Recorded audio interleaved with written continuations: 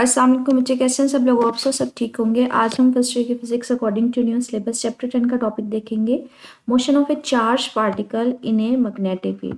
अच्छा, इससे पहले ना हम लोगों ने एक टॉपिक देखा था, force on A current carrying conductor in a uniform magnetic field के। अगर हमारे पास एक हमने कंसीडर किया था कि अगर एक वायर रख दें जिसको हमने रिप्रेजेंट किया था कि अगर हम लोग उसमें करंट फ्लो कर रही होगी, डॉट के जरिए रिप्रेजेंट किया था। डॉट का मैंने आपको बताया था मतलब क्या होता है, एक वायर है जो आउटवर्ड डायरेक्शन में पड़ी हुई है। हम लोग बच्चे एक्स एक्सिस, वाई एक्सिस और जी एक्सिस को इस तरह से रिप्रेजेंट करते हैं ना। एक्स एक्सिस ये होता है, वाई एक्सिस ये होता है हमारे पास, और आउटवर्ड डायरेक्शन में अगर हमने जी एक्सिस शो करना हो तो हम क्या करते हैं, उसको आउटवर्ड इस तरह से ड्रॉ करते हैं। ठीक है, ये इसका मतलब होता है बच्चे आउट ऑफ द पेपर हमें ड्रॉ करना मुश्किल होता है तो हम उसको थोड़ा सा इस तरह से टिल्टेड बना देते हैं।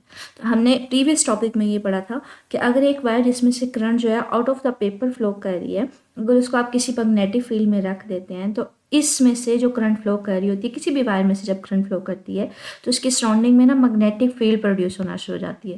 तो इसकी सराउंडिंग में भी मैग्नेटिक फील्ड प्रोड्यूस होना शुरू हो जाएगी।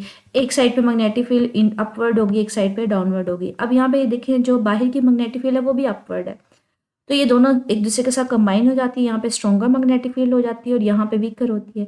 यहाँ पे तो ये कैंसिल कर देते हैं एक दूसरे को, तो कमज़ोर होती है, वीक होती है, यहाँ पे स्ट्रॉन्गर होती है। तो स्ट्रॉन्गर से लोअर मैग्नेटिक फील्ड की तरफ जो है ना एक पुश मिलता है, इस वायर के ऊपर एक फोर्स लगना शुरू हो जाती है जिसमें करंट जो है वो किस तरफ होती है, आउटवर्ड डायरेक्शन में। तो ये हमने पढ़ा था कि एक वायर जिसमें से करंट गुजर रही होती है, जब उसको आप मैग्नेटिक फील्ड में रखते हैं तो उसके ऊपर एक रिजल्टेंट फोर्स लगना शुरू हो जाती है। ये टॉपिक मैंने आपको डिटेल में करवाया था। अब और इस फोर्स का फार्मूला हमने फाइंड आउट किया था कि हमारे पास होता है physical to I L cross B होता है, कि एक कंडक्टर जिसमें से जब करंट गुजरती है तो उसके ऊपर जो फोर्स लगती है मैग्नेटिक फील्ड में वो ये होती है। देखना चाह रहे हैं कि जो चार्ज पार्टिकल है क्या उसके ऊपर भी फोर्स कोई लगती है या उसकी मोशन को ऑब्जर्व करना चाह रहे हैं। वो यहाँ पे इसी चीज़ को रिपीट कर रहा है कि इससे प्रीवियस टॉपिक में हमने देखा था कि अगर किसी कंडक्टर में से करंट फ्लो करती है और उसको अगर मैग्नेटिक फील्ड में रख दें तो वो उसके ऊपर कोई ना कोई फोर्स एक्सर्ट होती है। अब कहते हैं करंट बेसिकली उस कंडक्टर में से फ्लो करिए, करंट है क्या? करंट तो बेसिकली फ्लो ऑफ चार्जेस ही नहीं है। तो इसका मतलब है क्या वो कंडक्टर के ऊपर फोर्स लग रही थी या वो इन चार्जेस के ऊपर फोर्स लग रही थी? तो वो हम फाइंड आउट करना चाह रहे हैं कि वो बेसिकली फोर्स किसके ऊपर लग रही थी, वो चार्जेस के ऊपर ही लग रही थी। ठीक है, कि करंट जो होती है हमारे पास बेसिकली हमने कहा था कि अगर ये एक वायर है जिसमें से करंट फ्लो कर रही है, आपने इसको मैग्नेटिक फील्ड में रख दिया, मैग्नेटिक फील्ड की direction inward to the paper है, मतलब इसको इनवर्ड इस तरह से शो करवाया। वही एक्स एक्सिस, वाई एक्सिस और जी एक्सिस हम लोग रिप्रेजेंट करते हैं ना, कि अगर एक्स एक्सिस मेरे पास ये है, ठीक है, और जी मेरे पास वाई एक्सिस अपवर्ड डायरेक्शन में, जी एक्सिस होगा तो मेरे पास एक होता है आउटवर्ड जी एक्सिस, ये हमारे पास लिया जाएगा पॉजिटिव में, और एक हम रिप्रेजेंट करते हैं नेगेटिव इनवर्ड जी एक्सिस, उसको रिप्रेजेंट किया जाता है माइनस जी एक्सिस के साथ। ठीक है, तो इनवर्ड का मतलब होता है यहाँ पे माइनस जी एक्सिस। और मैंने कहा था मैग्नेटिक फील्ड को ना ये कि अगर पॉजिटिव आउटवर्ड होगा तो जी एक्सिस वो पॉजिटिव होगा, अगर नेगेटिव होगा मतलब इनवर्ड और आउटवर्ड इस तरह से शो करवा दिया जाता है। ठीक है, तो इसलिए इसको यहाँ पे मैग्नेटिक फील्ड जो है वो इस तरह से शो करवाई हुई है कि मैग्नेटिक फील्ड इनवर्ड है। इसके अलावा आप मैग्नेटिक फील्ड को शो करने के लिए ना डॉट और क्रॉस का सिंबल भी इस्तेमाल करते हैं, कि अगर कहीं पे डॉट होगा उसका मतलब होता है आउटवर्ड और क्रॉस का मतलब होता है इनवर्ड। ठीक है, तो आप वो भी सिंबल इस्तेमाल कर सकते हैं, ये मैंने आपको इंडिकेट करवाया था। ठीक है, कि कहीं भी अगर मैग्नेटिक फील्ड डॉट के जरिए रिप्रेजेंटेड हो इसका मतलब है आउट ऑफ द पेपर है, अगर कहीं पे क्रॉस हो तो इसका मतलब है इन टू द पेपर है। अब यहाँ पे ये देखें कि एक वायर है जिसमें मैग्नेटिक फील्ड इनवर्ड गिवन है, इसको आप क्रॉस के जरिए यहाँ पे रिप्रेजेंट कर सकते हैं। अब यहाँ पे एक वायर है, जी वायर में से करंट गुजरी है, तो करंट बेसिकली है क्या? चार्जेस का फ्लो है। अच्छा, स्टार्टिंग में ये अज्यूम किया जाता था जो करंट का फ्लो ऑफ पॉजिटिव चार्जेस है, तो यहाँ पे हम पॉजिटिव चार्जेस कंसीडर करेंगे। ठीक है, नेगेटिव चार्जेस का फ्लो भी बेसिकली करंट ही है, लेकिन पॉजिटिव चार्जेस भी कहीं पे फ्लो ऑफ चार्जेस हैं, वो पॉजिटिव भी हो सकते हैं, वो नेगेटिव भी हो सकते हैं। अब जो बेसिकली वो ये पूछ रहा है क्या वो हमारे पास जो फोर्स लग रही थी वो इन चार्जेस के ऊपर लग रही थी? जी बच्चे, वो बेसिकली करंट तो फ्लो ऑफ चार्जेस ही है, तो वो जो इस वायर के ऊपर फोर्स लग रही थी वो बेसिकली इन चार्जेस के ऊपर ही लग रही थी। वो इसी चीज़ को कह ले एड्रेस कर कि हमारे पास अगर एक वायर जिसमें से करंट गुजरी है तो फोर्स बेसिकली उसके अंदर जो चार्जेस मूव कर रहे होते हैं उसके ऊपर ऊपर लग रही होती है। तो इसका मतलब है हम लोग यहाँ पे शो क्या करना चाह रहे हैं, हम एक फार्मूला फाइंड आउट करना चाह रहे हैं कि जो हमें ये बताएगा कि जो फोर्स है वो बेसिकली किसके ऊपर लग रही है, जो कंडक्टर के अंदर चार्जेस फ्लो कर रहे होते हैं उसके ऊपर फोर्स लग रही होती है।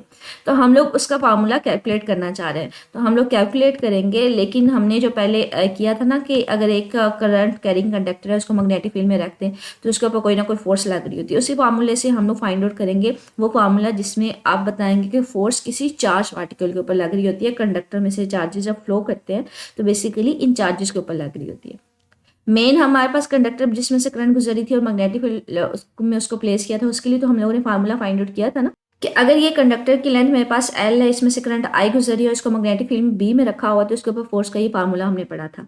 अब हम लोग ये फाइंड आउट करना चाह रहे हैं कि इस फार्मूले से हम ऐसा फार्मूला निकालेंगे जो हमें बताएगा कि ये फोर्स है ये करंट के ऊपर, बेसिकली करंट में जो चार्जेस होते हैं उनके ऊपर लग रही होती है। तो ये फार्मूला मैं इन टर्म्स ऑफ चार्जेस जो है उसको फाइंड आउट करना चाह रही हूँ, ठीक है। तो यहाँ पे इसी कहते हैं हम लोग सिचुएशन कंसीडर करते हैं। कंसीडर करें एक कंडक्टर है जिसकी लेंथ L है और इसमें नंबर ऑफ चार्ज पार्टिकल्स है। बच्चे करंट जो है वो बेसिकली कह लें कि फ्लो ऑफ चार्जेस है ना, तो एक चार्ज तो नहीं होगा, नंबर ऑफ चार्ज पार्टिकल्स होंगे, इसको कैपिटल N से रिप्रेजेंट किया जाएगा, ठीक है। और कहते हैं हर पार्टिकल के ऊपर चार्ज कितने हैं, स्मॉल q। तो अब हमारे पास करंट इसमें क्या होगी, करंट का फॉर्मूला क्या होता है, time rate of flow of charge q by t। अब ये टोटल चार्ज है, टोटल चार्ज हमने कहा था एक पार्टिकल के ऊपर चार्ज कितना क्यू और नंबर ऑफ n पार्टिकल्स हैं, तो ये आ जाएगा टोटल चार्ज n q आ जाएगा डिवाइडेड बाय t। तो यहाँ पे q क्या है, टोटल चार्ज है। अगर आप इसको ओवरऑल लिखना चाहें तो ये n q मतलब जितने नंबर ऑफ पार्टिकल्स होंगे उतना उनके ऊपर चार्ज होगा। अब यहाँ पे वो कहते हैं हमारे पास ना एक छोटा सा कंसेप्ट है यूनिट वेक्टर का। यूनिट वेक्टर हमारे पास किसी भी वेक्टर, फॉर एग्जाम्पल अगर मैं वेलोसिटी की बात करी, यूनिट वेक्टर को हम लोग रिप्रेजेंट कर रहे होते हैं एक वेक्टर के ऊपर ना, हम लोग क्या कर लेते हैं, कैप ले लेते हैं, इसका मतलब होता है unit vector. Unit vector basically direction को बता रहा होता है। यूनिट वेक्टर का फॉर्मूला हमारे पास क्या होता है, वेक्टर ओवर वेक्टर की मैग्नीट्यूड। अगर मैं वेलोसिटी का यूनिट वेक्टर का मतलब है डायरेक्शन, उसको लिखना चाह रही हूँ तो वेक्टर वेलोसिटी का डिवाइडेड बाय वेलोसिटी की मैग्नीट्यूड। तो ये यूनिट वेक्टर याद रखिएगा, एक ऐसा वेक्टर होता है जो आपको डायरेक्शन बताता है। तो ये हमारे पास पहले ना फर्स्ट ईयर के सिलेबस में छोटी छोटी डेफिनेशंस भी थी। यूनिट वेक्टर एक ऐसे वेक्टर को कहते हैं जो डायरेक्शन बताता है, और इसको लिखते कैसे हैं, उस पर्टिकुलर वेलोसिटी का या जो भी आप क्वांटिटी ले रहे हैं उसके सिंबल के ऊपर ना इस तरह से कैप डाल देते हैं, ठीक है। इसका फार्मूला होता है वेक्टर ओवर वेक्टर की मैग्नीट्यूड। अब अगर यहाँ से मैं वेक्टर का फार्मूला निकालना चाह रही हूँ तो इसको इधर रहने देगी, इधर डिवाइड हो रहा है, इधर जाके क्या हो जाएगा, मल्टीप्लाई हो जाएगा।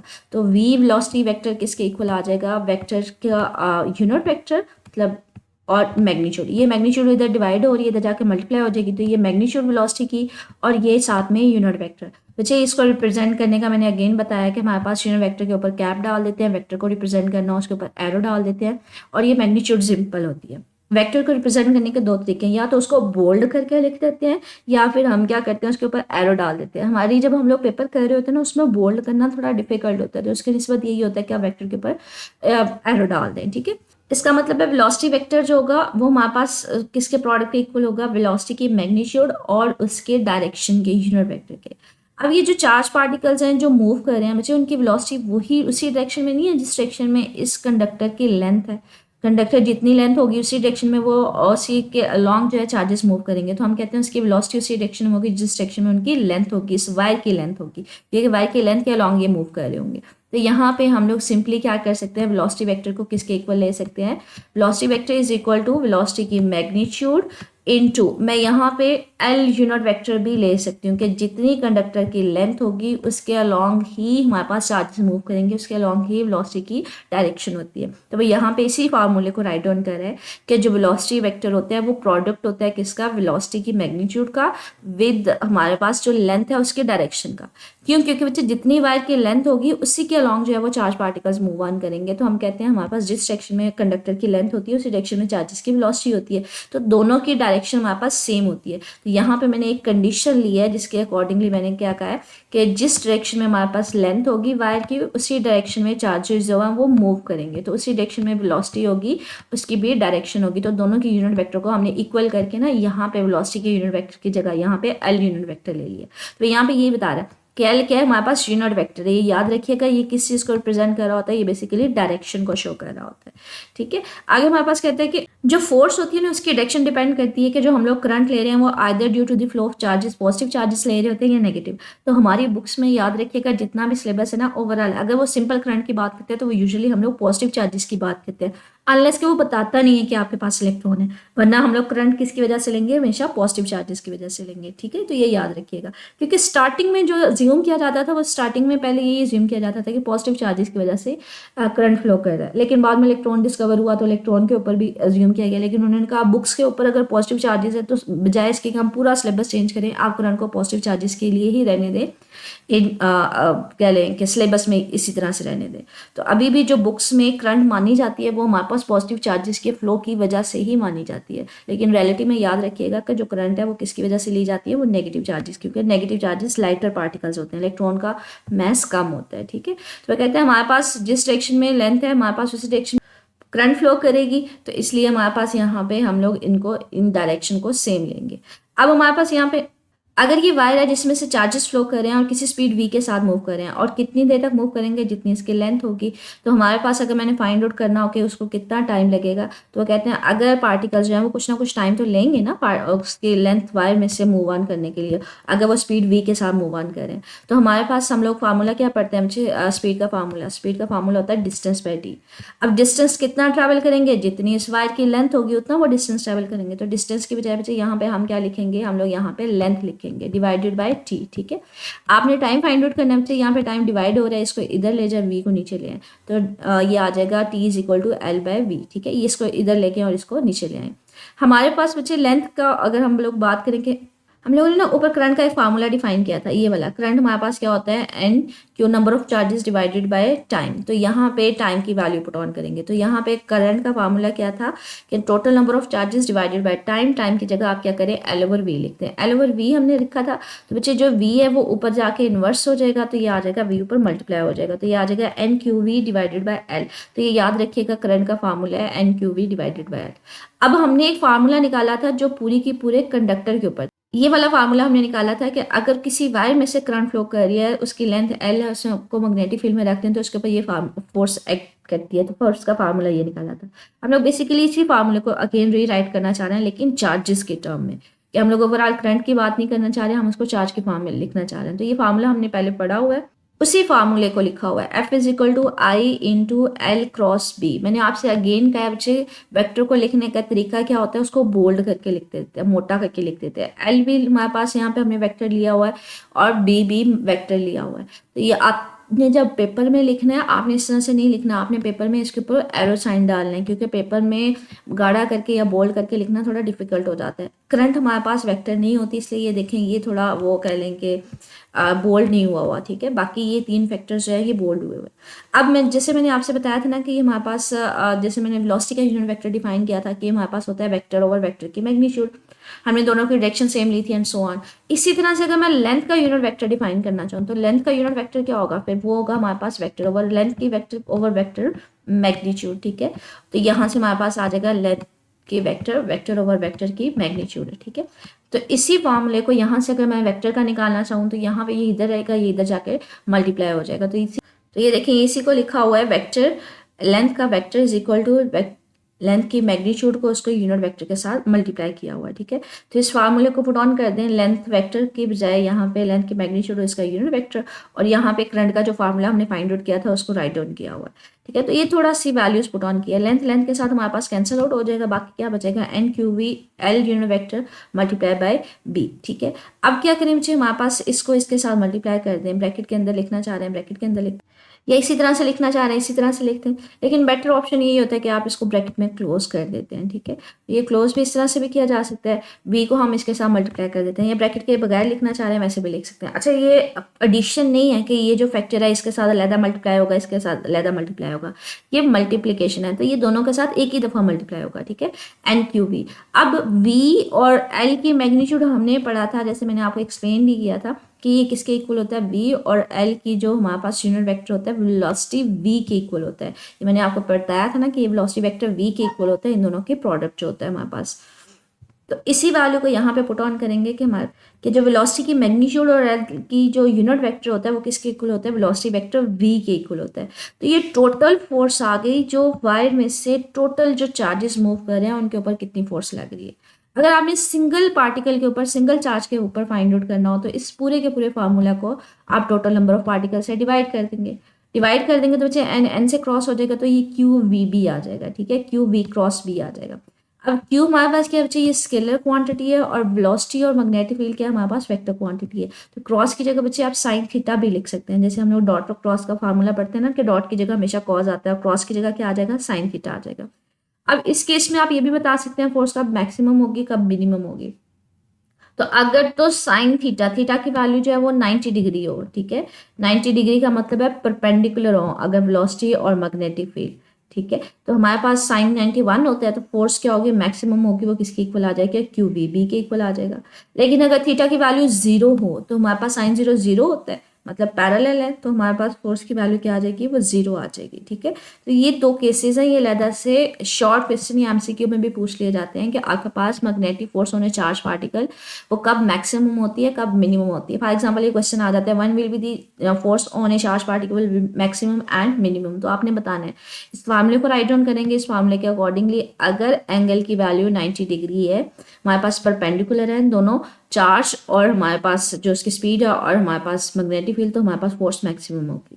अगर एंगल 0 है वो पैरेलल है तो फोर्स हमारे पास क्या होगी, मिनिमम होगी, 0 होगी, फोर्स भी 0 होगी। अच्छा आगे कहते हैं अगर हमें वेलोसिटी के डायरेक्शन का भी पता हो, हमें मैग्नेटिक फील्ड का भी पता हो, तो हम लोग जो है ना फ्लेमिंग लेफ्ट हैंड रूल से direction of force find out कर सकते हैं। हमारे पास ना ये हमने फ्लेमिंग लेफ्ट हैंड रूल पढ़ा था प्रीवियस टॉपिक में कि जो आपकी फर्स्ट फिंगर होती है वो इन डायरेक्शन ऑफ मैग्नेटिक फील्ड होती है, जो आपकी सेकंड फिंगर होती है वो इन डायरेक्शन ऑफ करंट होती है। अब यहाँ पे करंट नहीं लेनी, आपने यहाँ पे क्या लेना है, चार्जेस की वेलोसिटी लेनी है। जिस डायरेक्शन में आपके पास चार्जेस मूव कर रहे होंगे उस डायरेक्शन में, उस वेलोसिटी की डायरेक्शन में आपके पास सेकंड फिंगर आ जाएगी और जो थंब होगा वो in the direction of force आएगा, ठीक है। तो यहाँ पे याद रखिएगा Fleming first left hand rule कैसे इस्तेमाल करेंगे, जो फर्स्ट फिंगर होगी in the direction of magnetic field, second finger in the direction of velocity और हमारे पास जो थंब होगा वो in the direction of force होगा।